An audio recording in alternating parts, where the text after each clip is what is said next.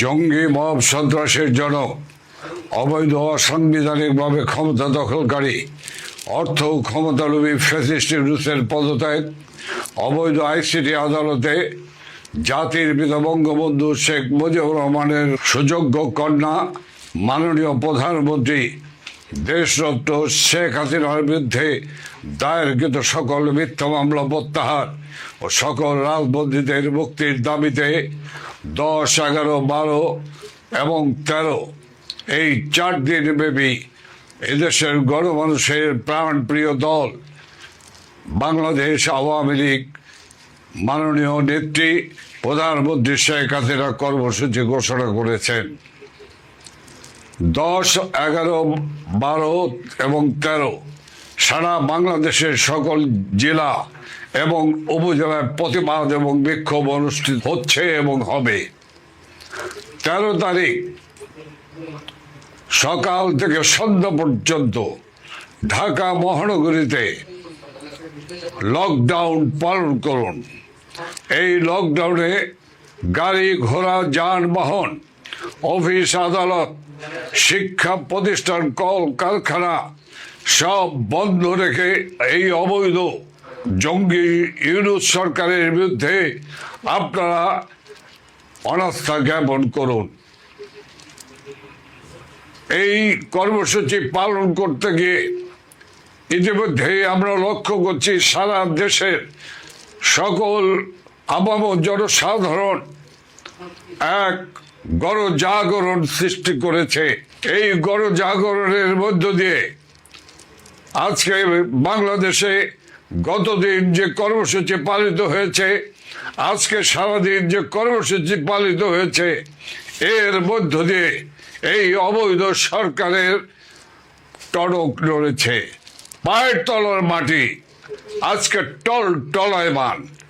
আর সেই কারণেই হিংস্র হায়নার মতো ঝাঁপিয়ে পড়েছে আন্দোলনকারী এবং সাধারণ মানুষের উপরে ঝাঁপিয়ে পড়েছে। পরিষ্কারভাবে বলতে চাই, বাংলাদেশে যারা আইন শৃঙ্খলা রক্ষাকারী বাহিনী, প্রশাসনের সঙ্গে যারা জড়িত আছেন, আমরা পরিষ্কারভাবে বলতে চাই, প্রশাসনের যারা রয়েছেন অতি উৎসাহী প্রশাসনের কর্মকর্তা কর্মচারী এবং আইন শৃঙ্খলা রক্ষাকারী বাহিনী অতি উৎসাহীরা যে আচরণ করছেন, এই আচরণ জনগণ গ্রহণ করে না। কাজেই এই আচরণ থেকে বিরত থাকুন। এই অবৈধ সরকারের আদেশ নির্দেশ পালন করার কোনো সুযোগ নেই। তাদের প্রতি আপনারা অনাস্থা জ্ঞাপন করুন।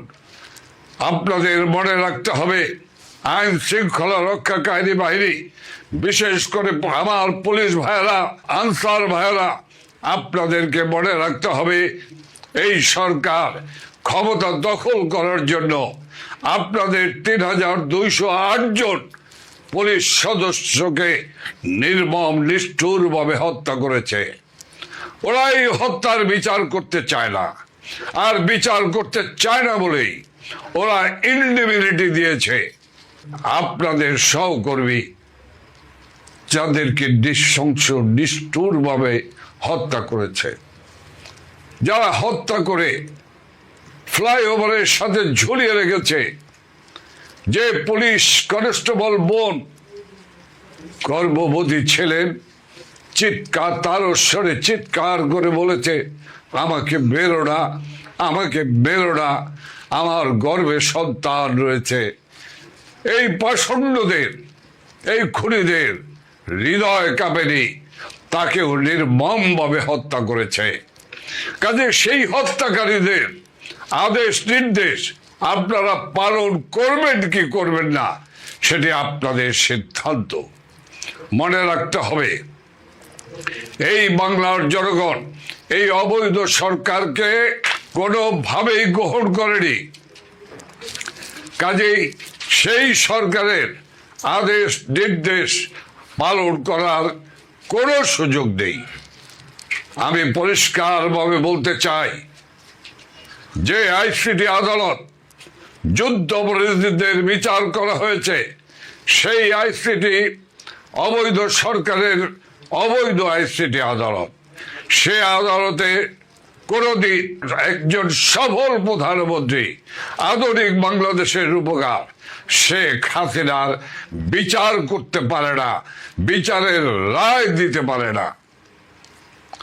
বিচার করবে বাংলার জনগণ। বিচারের আদালত হলো বাংলার জনগণ এবং দেশে একটি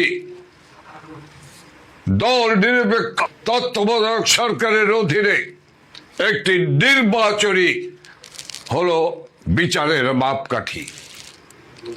আমি পরিষ্কারভাবে বলতে চাই, এই আইসিটি আদালতকে যেভাবে ব্যবহার করা হচ্ছে প্রতিপক্ষকে ধ্বংস করার কাজে, এই আইসিটি আদালতে যে আইসিটি আদালতে যুদ্ধ অপরাধীদের বিচার করা হয়েছে, কাজেই ওই আদালতে স্বাধীনতা সার্বভৌমত্ব রক্ষাকারী সশস্ত্র বাহিনীর সদস্যদের বিচার হতে পারে না। সেনাবাহিনীর কোন সদস্য ওই কোর্টে হাজিরা দেবে না। বাংলাদেশের আইসিটি আদালত এই মুহূর্তে বন্ধ করতে হবে।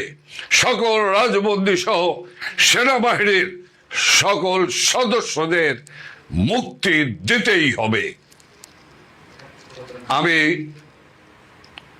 আবহাওয়া জনসাধারণকে, বিশেষ করে ঢাকা মহানগরের সকল মানুষের কাছে আমি আকুল আবেদন জানাচ্ছি, আসুন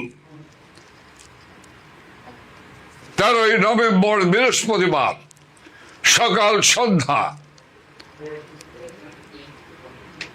লকডাউনকে সফল করুন।